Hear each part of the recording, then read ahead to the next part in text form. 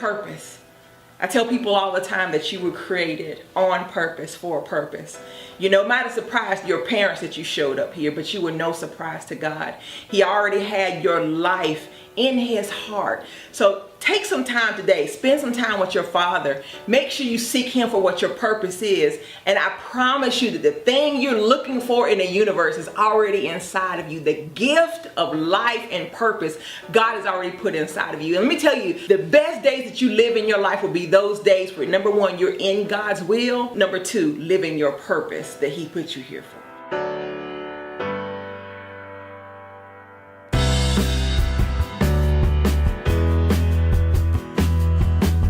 All right, you guys, you're back live with Regina Sunshine, and doesn't even sound right saying guest co-host Pastor Aakeem Woodard here on the Regina Sunshine Show. We have our first official guest of the day. Welcome to the show, Russell Tyson. Hello, how you doing? Thank you for having me. I'm good. How are you? I'm good. How do you feel after hearing Pastor tell his testimony before we even get into your story? I will first say it's finally good to hear a preacher who actually come real. Because I know a lot of ex-cons that just pimp the game of the church. So, you know, just to see the wheel and the vessel to go into the vineyard. That's what ministry is all about, the vineyard. But I loved it because I know so many people that have already lived that life and they still don't know their way. But for you to actually find it and not giving up, that's the whole purpose of everything. Amen.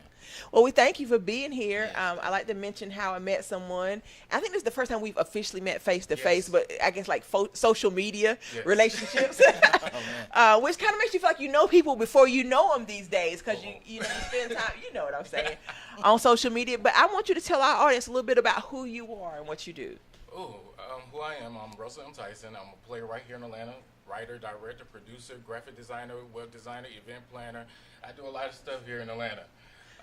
But mostly, for me, I don't promote it as a preacher. I don't promote it as religion, but I'm just a vessel. So whatever I can do to serve God and for my community, that's what I do.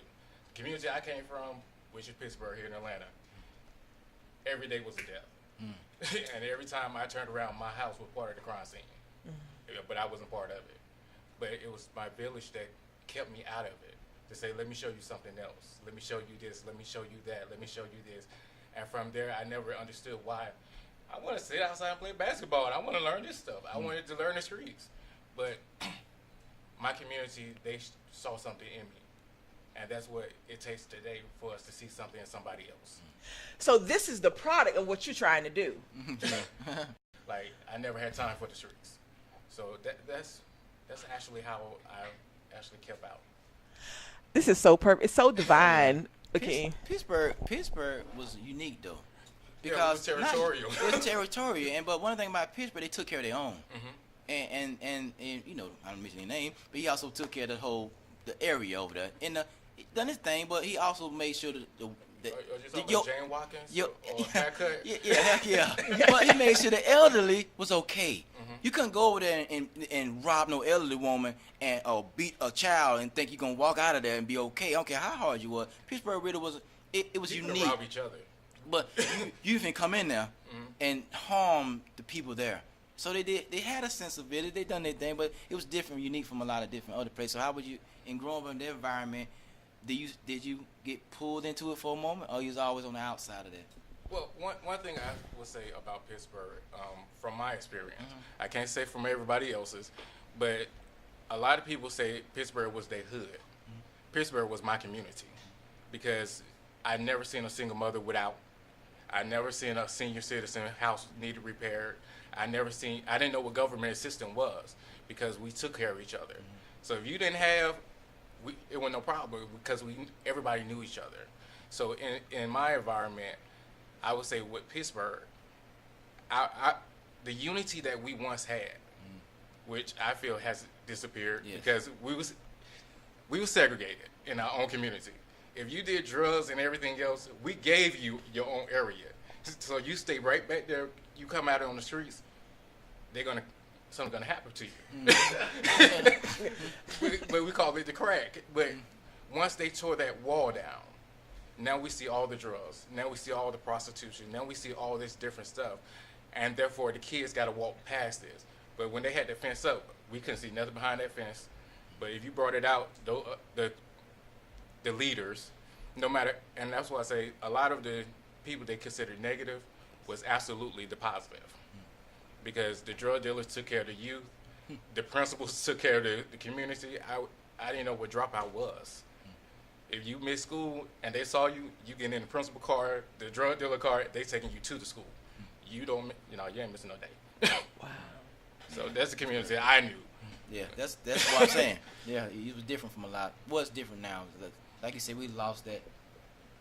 I don't know. It's almost like we don't care about each other anymore. We lost the village because we have so many people who moved here that felt they was above, and therefore they have come and destroyed what we knew how to survive off. Because Atlanta was based on building each other. We didn't need somebody to come from over somewhere else to build. We called out crackheads and they'll build you a brand new house. Like, hey, for $50 you got a brand new house. But now, but the thing is, even if you did crack, whatever your downfall was, we recognized it, but we made sure we took care of you. And today, no matter what, now you have to hide yourself. And also with that, I would say the church was playing a major role in that community as well. Yeah. Because I was part of the best church of the community, Greater Mount Pleasant. But whenever we did something, we brought the community. We did things outside of the church, and that's what has made me who I am today, coming outside the church. Yes. This is so good. Well, I reached out to you because I think either you or someone else had reached out to me before about your company, Inspired Images? Yes. Please talk to us about why you started that company and tell us what it's about. Okay, Inspired Images is a production company. The reason I call it Inspired Images because I take the rejected and mold them into being professional actors, models, singers, dancers, and everything else to inspire them to say, because you've been rejected over here, don't mean you rejected anywhere else. So that's why I came up with the name Inspired Images. Oh my God, wow. Is that your phone ringing? Yeah, that's my people. Okay, I'm sorry about that. He's live on air. I'm sorry. This is my life. But Inspired Images, we take the rejected, we take the people who want an opportunity. Because doing the entertainment is very expensive. Because I know back in the days, for a headshot, it was like $400 to $1,000. Now you can take a selfie and call it a headshot, which I don't accept. But but it's very expensive, and everybody don't have that budget. I started out as an actor wanting to continue acting, but you're too skinny, you're too black, you do this, you do that. The hell with all y'all, I read my own. But then I had to come out of my selfishness. Well, I would say God dwelled in me to say it's not about you. I got other people just like you. Help them get to where they want to go. So I started trying to remove myself as an actor and just be a writer. I love that. I take the rejected and then mold them. So what are some of the projects you have right now? Right now, we just recently did A Changed Mind this early in the year, which is a gospel stage play. I have my play Damnation that's coming out November 19th. Many will say it's so worldly because we use profanity, we fight, it's a whole big drama, it's comedy. Because I've realized so many playwrights today, some people call themselves playwrights, some don't qualify, but some do qualify. But in the case of it, I've realized we write so much depression that we don't know how to laugh no more. We don't know how to smile anymore. So I wrote Damnation to actually create us a laughter, but also give a message. So treat other people like how you want to be treated. That's awesome. So how did you go from being an actor to being a playwright? Being at home, sitting at home bored, like I'm going to write me a play. And at the time I was actually engaged, and I let my fiance at the time read it. And she was like, you need to do it. Nah, I don't know nothing about producing. I don't know nothing. Nah, I just know what I know from what I do. So from that point, we collaborated and started talking, and next thing you know, she died in 2007 of breast cancer. So I started doing plays in legacy of her. So this year, I'm actually doing a play on her death anniversary, and this is her 10th year death anniversary. Wow. So most people are like, oh, you doing it for the award? No, this is when she actually died, November 19th. So that's why I'm doing the show, trying to do it big. That's awesome. That's awesome. Go on out there then, try. So if there's someone like you know, that they have this type of dream and everybody say, no, you can't do it. Like you said, you're to this, you're to that, or whatever. What is your word of advice to them to get past that? Tell people to go to hell. Tell them. Because, I mean, the thing is, the reason I say that because there's only one God. And God will open any doors that you want him to open. Out of all my friends, only 3 of us are still living. Out of all the people I grew up with. So we all 3 of us had to move out for us to live out of Pittsburgh. So in the case of people saying you can't, I would say I don't have my family support. I didn't have my church support, and I was very active in churches. I mean, at a lot of churches, and actually got robbed in my first 2 plays from the church. Y'all will never see me again in a church. But I had to realize it's not the church. It's the leadership that we allow to follow us to follow. So it opened my eyes to say, discern even your head before you go over and call them your father or mother of the ministry. Yeah. Because I actually was ordained into the ministry. But because of it, I said I didn't want to be in that stereotype because I want people to relate to me. So therefore, I can use the plays to say, go to this pastor because I know this person will take care of you. Because sometimes we have to hold each other's hands to get to the next level. We can't just bring them into the church and say, okay, there you go. Yeah. That was your message yesterday. That's right. And I'm gonna hold your hand all the way through this. All the way through this from day one. Yes. And that's why I say, for me, that's what I do with plays. I use lameless entertainment to draw people to a better life for themselves. So it's not about me. It's not about the money because I really don't make money off this. I just love what I do. But I wish some people would be a sponsor or whatever. But overall, doing plays is a desire, is a passion. With the death of my wife, that's my push to actually just say, okay, playwright it is.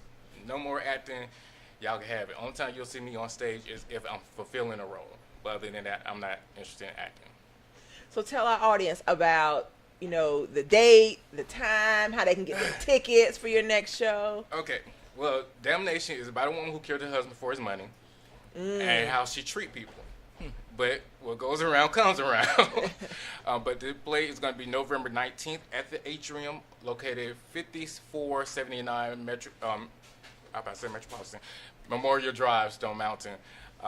We actually supporting a youth scholarship program, which is called Heroes in Action. It's owned by Mr. George E. Brown, who actually owns a barbershop. So they actually give scholarships to young men and women from the barbershop. Awesome. So I'm like, I'm going to support that. So because a lot of people, they play the game, but you can actually buy tickets online at www.inspiredimagesinc.com/damnation. And that's NSPIRED, images with a S, either INC or LLC, either one, they still go to the same website, but /damnation. Awesome. So tell us about some of your dreams for the future, because I know if you're a playwright, that means you're a creative mind. So there's got to be some other things that you're thinking about that you really want to see happen. Actually, what I really want to see is I want to see more of us. When I say us, I want to see more African American in principal roles, and not a slave. So my goal is to build an African American union. That's what we're actually building now, which is Inspired Actors Guild. So therefore, our union is for the African American community. So we can actually see who we should be paying and who we should not be paying, because some of these folks don't qualify. They look on YouTube and say they qualify as an actor, and you don't even know what the steps to take to be an actor. So with me, I'm trying to make sure I meet all the qualifications of Hollywood, because Hollywood say we don't qualify, and that's why we're always extras. So you have to have that built body or that long silky hair that's detachable in order to get a role. So in this case, for us, it's just we want to make sure that every actor, every man, every woman, every child, black, white, gay, straight, rich, poor, everybody get opportunities. So we're starting our first union, and my goal is to also own my own theater. I like that. I like that. Yeah, I'm building my own Hollywood. I trying like to. I know with Atlanta going on, some of the young boys I was trying to get them into being the extras, because they do pay pretty well, right? They don't. Well, they talking about $300 a day. Yeah, that's what they say. What do they say? They yeah, don't really work. it's not always the case. But I know because Atlanta's had a friend of mine. She did Hunger Games. She did the Hunger Games. She did pretty well as an extra in the Hunger Games, because she wasn't working, and we had to get in something, so we was able to get in that. What do you say about those who? Because Atlanta's hot with movies right now. It's the hottest thing. Atlanta is hot for movies, but the thing is, for like if you're trying to become SAG union, SAG has so many requirements, but who writes for us? Okay. So therefore, in our roles, we may slip in, we may get a role or two.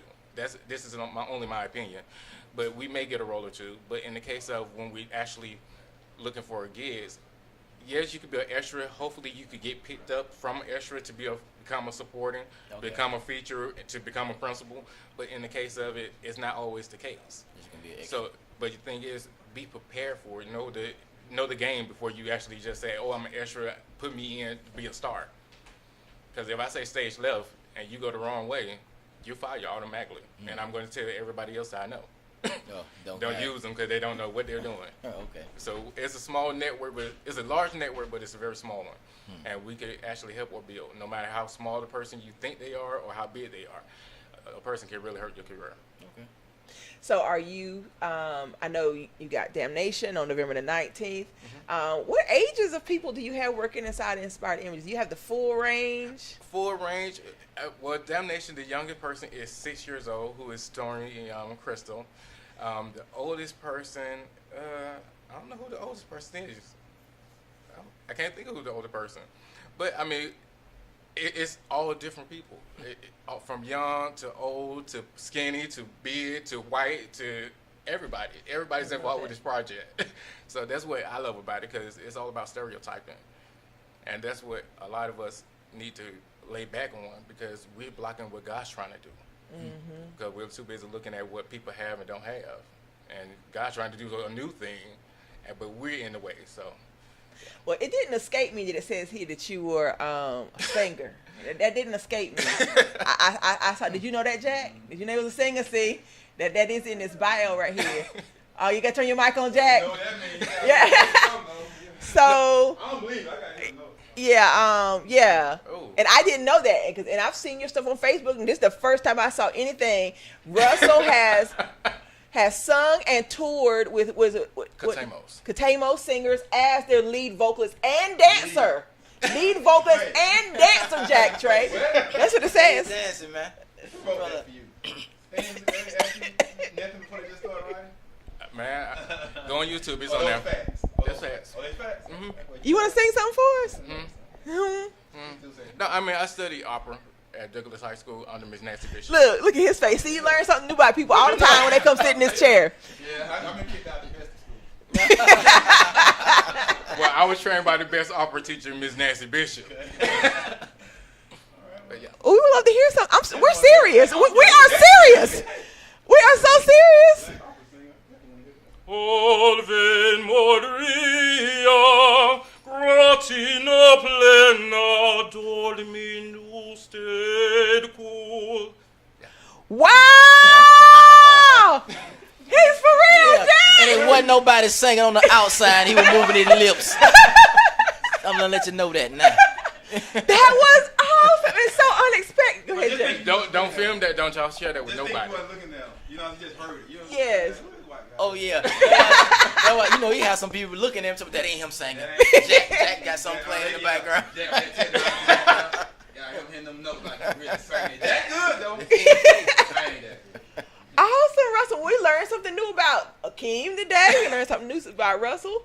Well, we thank you so much for being here. Remind our audience again, not only how can they follow you, but also how they can get tickets to your play. They could go to our website, www.inspiredimagesinc.com or www.inspiredimagesllc.com. That's NSPIRED, images with the S, LLC.com.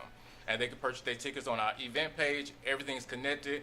We're sponsored by Ms. International House of Van Miller, so all the costumes are sponsored, y'all.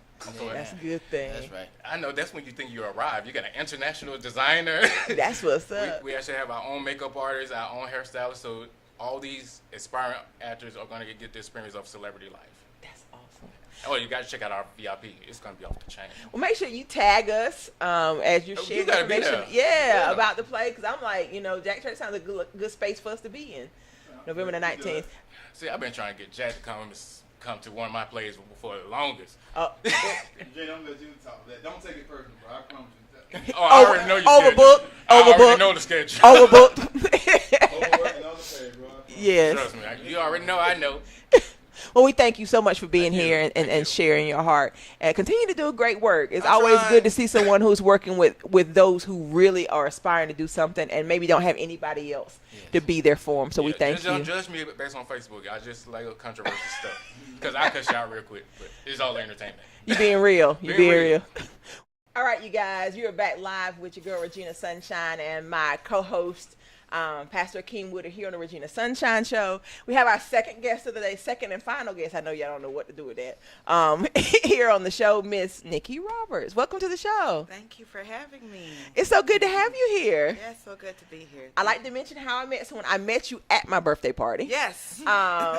You were there. We had a good time, didn't we? A good We had a time. really, really great time. And I met you through author Bethany Rucker. Yes. That was how we were introduced. But you knew other people at the party. Yes, yes. As yes, well. definitely. So it's good to have you here. Good to be here. Yeah, it's always good to be around family. And I just consider that to be anyone I have a good vibe with, right? Amen. So I feel that already with Pastor Aakeem, right? It's just a good energy. And that always, the Bible says the Spirit by the Spirit, or even try the Spirit by the Yes. Spirit. Okay, So now. it's Yeah. always good to have that radar go Yeah. off. So, Well, author Bethany Rucker reached out to me, and she Yes. was like, you really need to have, see, I didn't know, all I knew was you had a really good time at our party. yeah, I sure did. Especially since it was She was closed. the life of the party. We had an amazing time. Since it was a closed party, I don't do Yeah. parties anymore. Used to party that started, nigga walked years ago, but since it was closed and it had a couple of A-list guests and that I knew, I was like, oh, I'm I got comfortable. this. Whoa. See, and so then she did reach out to me, and she Yeah. was like, "I think this would be a great guest for your show." And I was Oh. like, "Okay." And she sent me a little information. I was like, "Oh, absolutely, yes." Oh, awesome. Connect us. So I'm so glad. Thank you. Yes, author Brandy. I know Bethany it's author Rucker. Bethany Rucker. Got Yes. the pen name. Right, And her pen name. Thank you for reaching out Yes. and connecting us. So before we get started, tell our audience a little bit about who you are and what Sure. you do. Okay, sure. So my name is Nikki Roberts, and I'm many things. I'm a human first. And so from there, I can say I'm a pastor's kid. I am an author, an activist, a speaker, a grant writer, freelance writer, an organizer, a facilitator. And all of those things point to faith-based social activism, all of them. And so I have committed my life to this work. And another title would be Formerly Incarcerated Adult. So, and another title would be Woman in Reentry. And so, again, that all loops back in from my lived experiences up and down the scale in life. Not just prison, but some other prisons I was in. Some figurative prisons that I'm grateful to see and to understand that freedom has many levels. And, we are born with this rallying cry of freedom, right? A departure and an entrance at once. And that's not our first or that's not our last time, right? We will experience many different freedoms. And we're in a country where, unfortunately, some of us culturally can't be too free.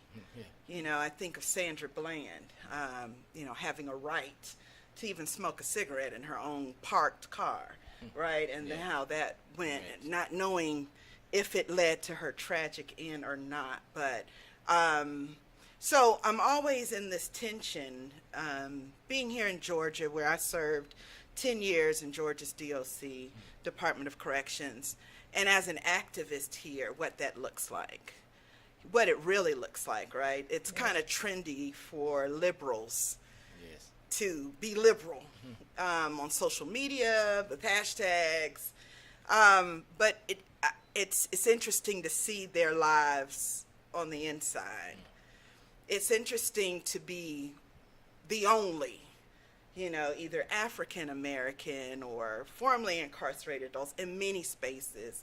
And so I challenge people who talk the talk, right, to have it reflected, right? We Yeah. walk your talk, is something that people are crying out more for. So I try to be that for myself first. If I talk about social justice, then it looks that way in my life. Cross-cultural friendships, people connected to me in the LGBT community. I'm an ordained deacon in my church, in Park Avenue Baptist Church. What does a deacon look like? And it starts to challenge these preconceptions and, and what we think of titles. I'm not... Yeah. I guess I just have always divested title, and human is just my best go. That's what I'm most comfortable with because that's who I am and who I live out, right? And so, I don't know, society always needs to sector off, right, and label and categorize. And that's why I'm careful about when people say or ask, what do you do? And I say, oh, a lot, or just some stuff, or I'm a vessel. You mentioned that earlier, and I love that. I think that's an honor. Even me, and how God can even use broken pieces to get his work accomplished. So it's not about me, but it's about the honor of being a vessel. Absolutely. Wow, that was good. Yes, it was. Amen. So, I said earlier, whenever Mr. Tyson was here, that one of the reasons I do like for my guests to be here for the beginning of the show is I feel like there are things that are said that impact everyone that's in the room. And so it's interesting because I didn't know until last night that you were going to be here. But then I knew that it was supposed to be a divine appointment. Yes. Yes. Oh, wow. In terms of Sure. unique and very like purposes. Sure. In terms Sure. of what you do, and I know you do a lot working with our returning citizens. Yes. And reentry. Talk to us about your work with our returning citizens. Yes, and it is an issue, especially here in Georgia. I mean, Georgia releases 20,000 formerly incarcerated adults every year, and the growing number of women in that group is incredible. And so we're looking at now a 51% increase of women. Let's do numbers real quick. It's like a statistical narrative, right? Tell the story with numbers to make it something, right? Yeah. To substantiate it. So 95% of people who get locked up will come back out into society, right? Okay. So we call that reentry, meaning to go in again, right? To pass through again. So just like I came in and out of the door a couple of times. I wasn't stopped. I was already checked once. Okay. But it's not happening in a re-entering form here in Georgia. We have all of these people being released, a growing number of them mothers, 60% of that number parents, and they're not being welcomed back.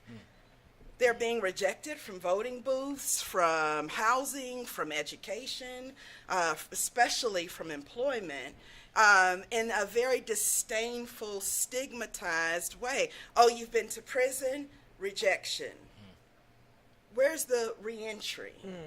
Where's the time served? I shared something on my page a few days ago about me being stopped at a Walmart. I had a basket full of bagged goods that I had purchased, and the security guard needed to see my receipt. No problem. Showed it to him. He scanned it, smiled, have a nice day. I said, what if reentry looked like that? Scan my receipt of time served. Give me a once-over of the obligations I've met with the state, because that's what this was all about, right? Yes. To meet the obligation. You take me out of society to dehumanize me, to punish me, to break me away from my family, everything I knew in larger society, creating a sub-society of normalcy, which you spoke to so well of, where it's brain torture and you're in a cage and you're called inmate, you're not called by a name, your number, you have to ask for permission to speak. And when you take away someone's agency of conversation, eye contact, you immediately put them on the level of an animal, only to respond to commands. Sit, go, stay, right? And that was powerful that you said that even in that system, because we find that a lot of times, and that happened with me, you try to find some sense of control where you really have none. An average adult makes anywhere between 30 to 50,000 decisions a day, most subconsciously. An inmate, 0 to 5. And that's usually on how you're going to kill yourself. No other thought. Not what am I going to do today? What should I wear today? I think I'll go for a walk. Wonder what I'll eat today. None of that. All of those choices are made for you, even what you will do developmentally or not. So when I entered the prison system, I was given this evaluative tool, and it's called a compass, right? And that's usually given to entering inmates to see what you need to work on. Anger management, GED. Mine was blank. That's a record. It was blank. For 10 years, you've given me this time to do with nothing to do. And so it contributed to a negative stimulus. I went into the system, Gwinnett County. It's very interesting that you said. I was sitting over there going, I hope it didn't get picked up. Amen. Very responsive. I think that's my Pentecostal upbringing. We have to make some noise when we agree with something. So, in Gwinnett County in 2004, a few months before that, I'd lost my job, and I never make an excuse. It's not I did this, or this happened to me, so I'm justifying that. No, because people lose jobs, lose things, become desolate without committing crimes. So I just couldn't get my footing. I had been on my own since I was 17, and I was now just before my 30th birthday. So 12 years having a progressive climb in corporate America.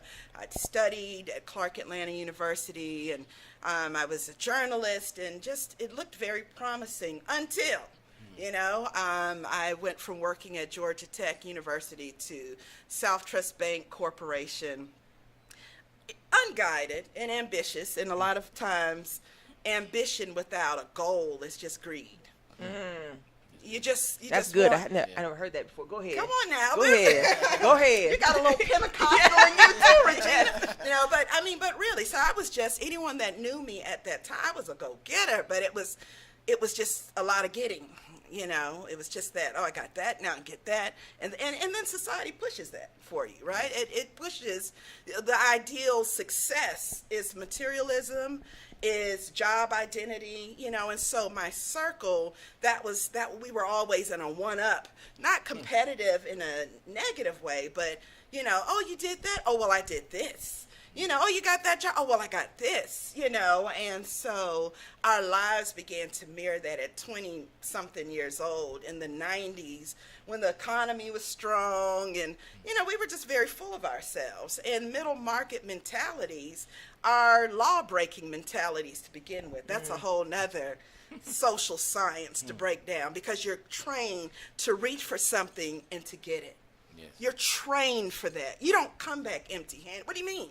You're entitled. You have a sense of entitlement that this belongs to you, because it does. And we build these social structures. So we see it even in Jim Crow in our own culture, right? Okay, where there's this elitism. You have to be better than somebody else. So I'm not that social structure. I'm not poor. I'm not going to be without, which is ridiculous. So what does it take to stay up here? And when you take away materialism and identity out of the middle market, see, if you're marginalized and not plugged in, what are you losing? But that's why suicide is at a high rate in middle America, because of the loss, right? That's why people jump off bridges. All the stories out there. Yes. You don't necessarily jump off a bridge. My first job was at a grocery store for $4 an hour. If they would have taken that job, I don't think I would have been, matter of fact, I think I didn't even show up or something, just to I don't even want this job. I don't want to ring up groceries anymore. But when I lost my corporate job that I had built and was me, it was my identity. I'm Nikki Roberts. I'm insert title, back to that. So when it took the job, it took my identity. When I lost my job, I lost my identity, and it just became a downward spiral from there. And so I was at a point where I had gone 9 months without income, and everything that I built up was starting to crumble. Things I had to lose, repo truck came. I mean, it was like I was losing it in that kind of societal control. And so I was at my wit's end facing eviction, and I remember telling my leasing manager, I'd been in an apartment complex like 4.5 years over on North Druid Hills, comfortable. And I said, I'll have it by Monday. I needed like $3,000. I was 3 months behind, and that's how high the rent was. And I just didn't know how. And I said, don't file anything. Give me until Monday. And that was on a Friday. And I had a toy gun that I'd had for years. And in my mind, I was like, okay, am I trying to rationalize madness? You know, that's the worst state of mind to be in, because you try to convince yourself you're thinking sensibly, and you're not. You know, when people are scattered, that's when I'm like, look, sit down, wait. Yes. You know what I mean? Yes. Turn this off or whatever. That's not the time to make any type of decision out of emotions. And so I'm emotional. I'm trying to rationalize my madness. Okay, something's going to give. I'm not going to hurt anyone, but I'm going to take this, the toy gun. And so I drive into Gwinnett County and go into this otherwise empty sandwich shop. It was a clerk at the counter. No cameras, no customers, broad daylight, nothing else thought out. Me and this toy gun. Wow. The most ridiculous situation you want to come across. And so I asked for cash, and the clerk cursed me, and the clerk, you know, because all of that came up in the courtroom. Did I use inflammatory language? No. Did I go behind the counter? No. Did I put the replica, it's what they were calling it, to her head? No. And I had a mail bag, and it looked like a whole lot of money. Just getting all this money. Okay, good. I can go and pay and just go on. Well, it was $195, turns out, okay? The clerk was on her cell phone walking behind me to my car, got a full description, and my car's license plate number, which I got in the car and drove, right to my apartment. Yeah, this is great. This is the most, if they ever have a show like Jackass Moves, then that's going to be, I'll be like, there you go. Oh, absolutely. And I drive right into a SWAT force, 13-member SWAT force, and they pull their weapons of force out, and I immediately began to, I throw the bag, and, and here I am. No, it's a toy gun. I did it. I thought. And at that moment, they said I waived my Miranda rights because I began to confess. Not even thinking. I wasn't from the start. And certainly not at that moment. I wanted it to be known, I'm not really armed with this bulletin, black female armed and dangerous out with these itchy fingered, officers. And so there were many procedural errors. There were many things done wrong. The head detective said, take the handcuffs off of her, let her ride in the car with me. And so I began to talk some more, which was recorded. I was taken to Gwinnett County headquarters, where he told me to come on in and let him make me a cup of coffee. That's all filmed. Tell me about it. You didn't like the Kool-Aid kind of thing. I mean, it's poor taste. But I mean, but it was my way of, you had a bad day. You've been going through a lot. You're a good woman, so tell me all, and I came here at 17, are you from Georgia? No, I'm from Miami. I'm from Florida. I moved here in 92 as a 17-year-old college student. I've worked my way. I paid taxes. I voted. Oh, all right. Isn't that great? Yeah. And for that, I got a 20-year sentence. I was in Gwinnett County Jail for 2 years without being seen by a public defender because it was an open and shut case. Nobody wanted it. They had a confession. They had the filming. I was apprehended in 31 minutes. They got the money back. I mean, this girl is going to prison. Was their bottom line. I didn't realize that. But because of mandatory minimums in Georgia, they charged that as an armed robbery charge. I got the same amount of time even more than people that used actual weapons that hurt people, that hurt children, or had elderly present, or, you know, all sorts of different elements to their case that made it a very violent situation. And so I served those 10 years in prison without parole. And I came out 2014, October. Next month will make 3 years. And I too have been on fire. It's something that happens when you really have a transformation at rock bottom, whatever that looks like. If it's a prison cell, if it's, you know, a desolate situation that becomes real for the rest of your life. I don't feel like this will be something I break away from ever. It's too deep. It's too much hinged on it, you know, for me to take it lightly.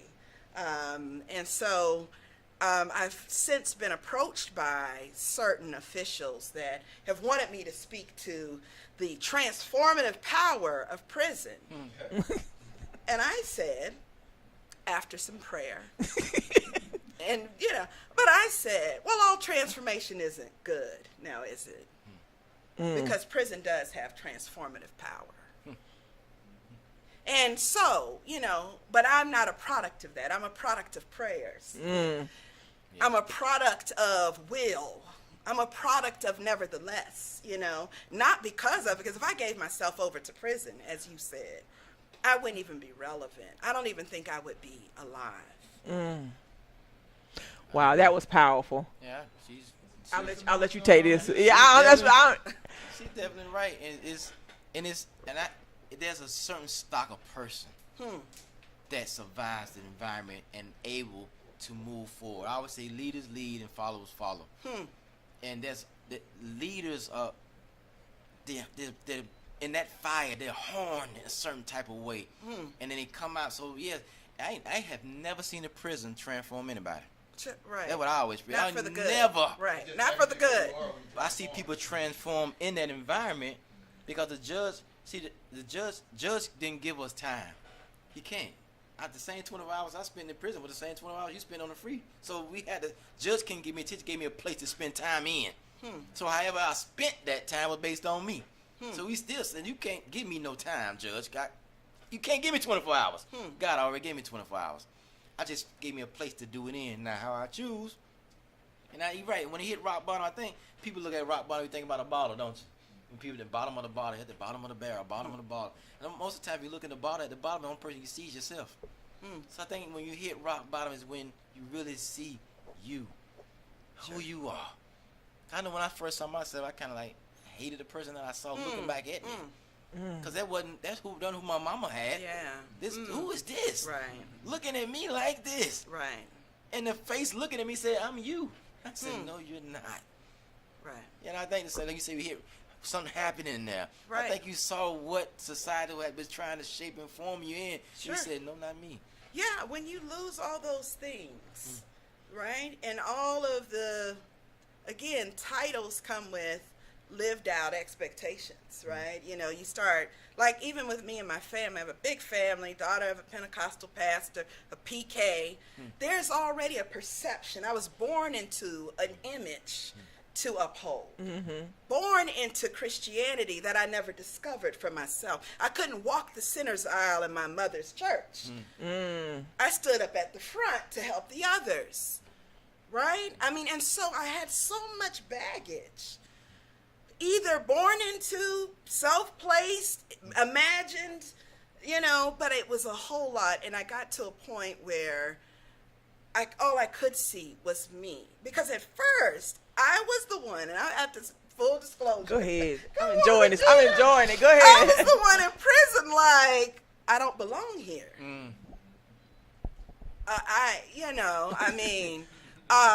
What's this? I'm not eating that. I don't know what that is. You know what I mean? Come on now, you stupid star. You can't starve for 10 years. Start looking good to you.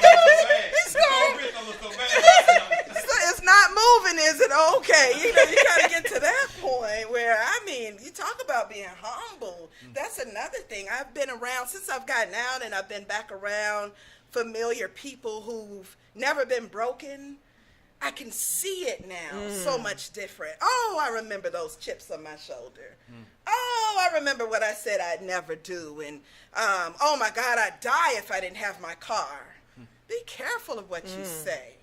You know, are you serious? You're willing to lose your life if you have to catch a bus? Yes. Some people do that every day with children. Come on Yes. now.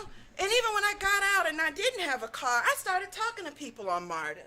I started posting stories on my Facebook. Oh, I met Miss Mary today. Miss Mary is an 82-year-old cook over in Sylvan Hill. I mean, I made the most of it, and I was blessed with my current vehicle while at a bus stop.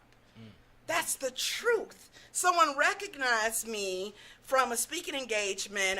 A young man and his wife, they wanted to remain anonymous, but you know, offered me a ride. And I said, oh, no, I'm fine, thanks. He said, no, get in the car. And I get in the car.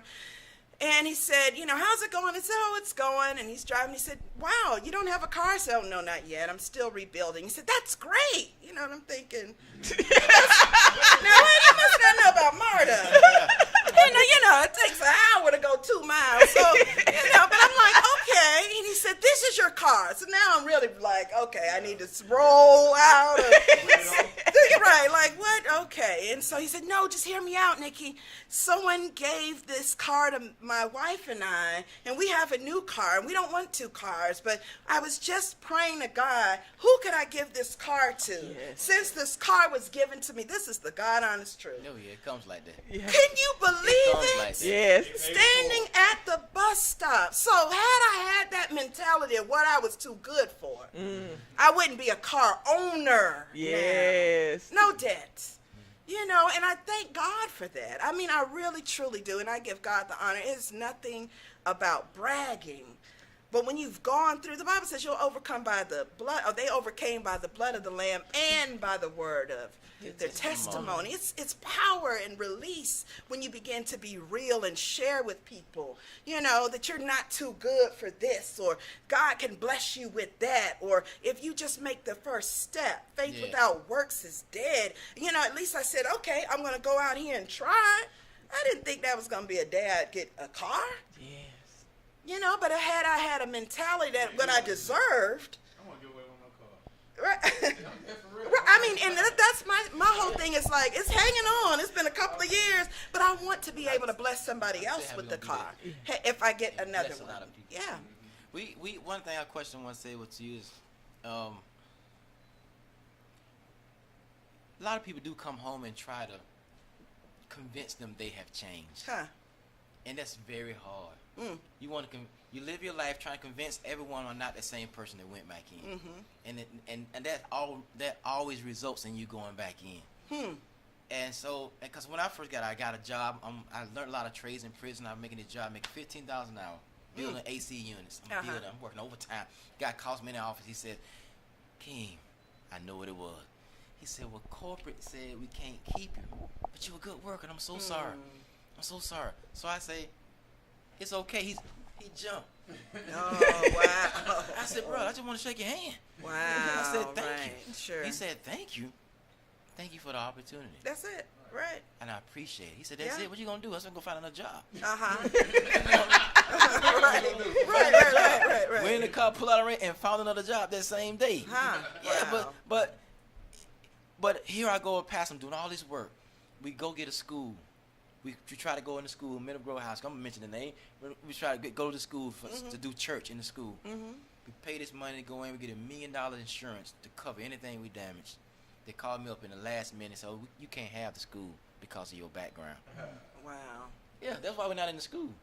He said, "We can't have the school." Still, 1988. You still grabbing on hold of me against this. Right. Still. We was blessed to get another place, a better time. So I agree with you. Yeah. Getting housed. If I didn't have my grandmother when I first came home that signed that she would be living in this apartment, I probably wouldn't have got one. Even though I had enough money to buy the apartment, but I couldn't get it because of that background. So there is a need for people to try to help them. Definitely. You made a mention of something that's key: creative re-engagement. Right? And people begin to circumnavigate, and especially women, because women, unlike, and this is statistical, it's not every situation, but men get kind of an honor strike coming out of prison. You know, I've been a chain gang. You know, women shut down, and they're shamed, and they are dishonest, and they assume a whole nother identity, you know. And I know many people that I've run into, and they're like, Nikki, don't mention where I met you. Wow, Yeah. really? They don't know, you know. And because of those things, you know, because it's hard for them. I was rejected from an apartment. I am in a house, but I was rejected from an apartment community, and they said, oh, you're a convicted felon. We can't have you live in this gated community. And I wanted to say, I was in a gated community for 10 years. Successfully. Just fine. Yeah, so, I mean, what's the new thing? But more than that, I'm a single woman who was concerned about my safety. Yes. Not attacking my neighbors, wanting to know I was secure. So it's like people don't understand that, again, back to being a human. You're a human, not an animal. You paid your debt, and you need the same treatment and consideration as any other human.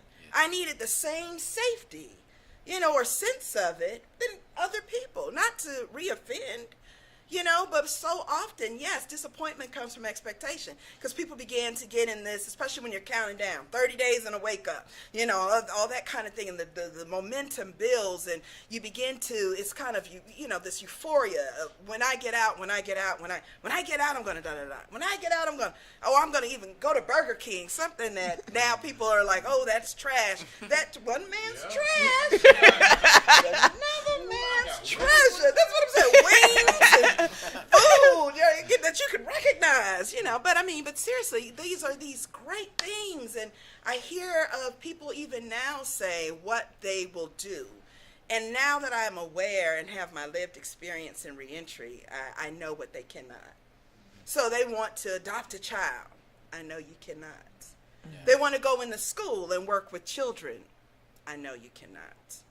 You know, they want to do certain things, or, you know, oh, I want to know what Paris looks like. You can't get a passport. You know, I mean, there are... If you're still on paperwork, you can't get it. Right, if you're still right, if you're still bound... Yes. Yeah, and I am too. A license, yeah. Yeah, I am too. Yeah, because it was a 20 to 10, like a split. So there are things that I'm able to do. I am grateful, like because of the work that I do, and they call it risk reduction. Yeah. I've been granted a travel permit, so I do a lot of travel. That's been allotted, because that's even. Yeah. I didn't even know until someone else told me what they have to go through. When, first off, getting the permission, being drug tested, and then wherever you go, you have to check into a police precinct and literally be gauged. And I don't have to now. I have, but I don't put it past what could be. You know, I mean, because with the law, there's so many what ifs, and just because. Wake up tomorrow and get a new PO, they may be hard nosed. Right. Sure. You ain't been checking in. Right. I never had to do none of that. Sure. Before we get out of here, I want to bring the attention back to something we were talking about earlier to kind of clarify, because both of y'all were speaking, I don't know if we're in the same term, as far as prison not changing. But I want y'all to elaborate on that a little more, because I'm sure the people going to say, prison changed me. There's people going to say, no, prison didn't change me. My whole view is something to the fact that you just happen to be in them when you change. But how do y'all feel? Before you answer that, can we go to 210? All right, let's go.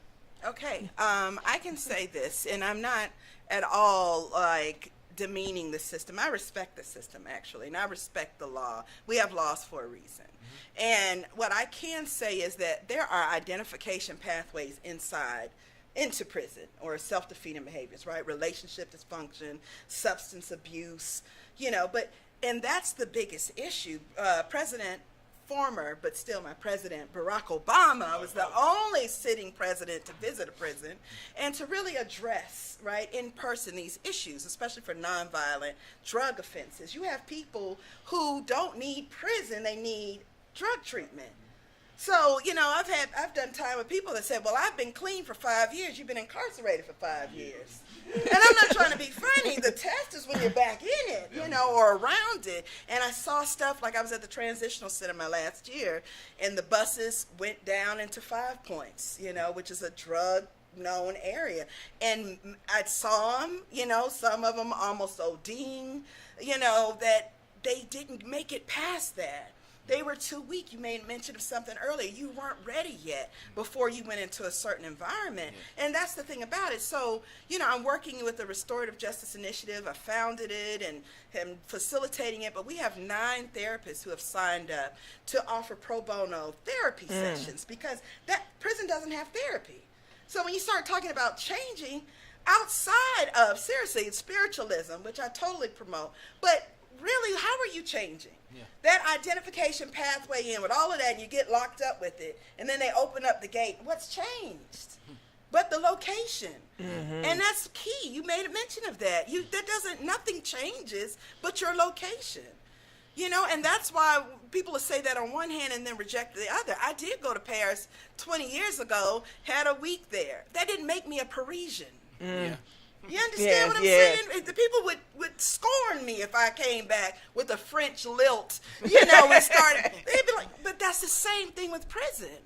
Going in a building or a cage, what is that doing to me? Nothing. But actually making things worse. It's trauma on top of trauma. Mm-hmm. So people are already traumatized. 70% of incarcerated people are traumatized before a prison. Then you do trauma on top of it. Where's the reprieve? Where's the change? Yes, I agree. There's no change. In prison, if you don't use it, got the tool. I agree with you on that part. And yes, prison, get somebody breaking my house and calling the police. That's just how it works. Right. But there are tools in the system that can be used, but the people don't see the benefit in using the tools. And the way the system is designed is, just say if someone goes in the system right now and have 15 years. They can't get a trade until they 4 years to time of their 15 years. So what do you do all those years? Sure. Because by the time, if they had done me that way, by the time I get ready to go, I'd be like, man, I'm going to take them to school right now. Yeah. I'm shit for what? I'm going to go. Not everyone is a leader. Like you said, and some people do have the different parts of the body, right? And they're all important. And, like someone said, if you don't think a mosquito is important, get locked into a car with one, and you'll see the power. But so now, like, even still, the women that I did time with, for me to have a group for women in reentry, they came out, and many of them said, I came out because of you. Now that was a scapegoat because they came out for them, and I want them to be, but to be an example and to have survived what took others out, that's not to be taken lightly. So I look up to people who, because I know what it's like to survive the impossible, or when body bags are carried out, or when people that you saw that play games getting mental health pills that actually lost their minds, playing a game with them, they got played, and so to be relevant and mentally sound and to want to do good, when there's so much rejection and so many labels, that's powerful in itself. It is. So I plug into what you all are doing as well. It's a responsibility. Yes. Yeah. Well, I thank you all so much for being transparent. Yes. Transparency is always beautiful because there's someone listening who can hear your story and see their lives or see themselves in your story and recognize, Aakeem made it out. He's doing okay. Then that same hope resides in me. Yes. So I thank y'all for being open and transparent. You so funny though. I'm telling you, I have so enjoy you. We got to have you back for sure. Yes, we got to have you back. I really want you to tell our audience real quick how they can follow you, how they can support your efforts so that we can make sure you're getting the support that you need. Sure. So Embrace Change is a restorative justice initiative for Atlanta's women in reentry. And the website, it's an integrated auxiliary of Park Avenue Baptist Church, so right across from Grant Park. So the website is www.parkavbaptist.com/embrace-change. God loves you just the way you are. You are beautiful because you were created in love. You were fearfully and wonderfully made. You have the seeds of greatness within you. You were born to live a victorious life. You are brilliant, gorgeous, talented, and fabulous. You are worthy of the best things in life.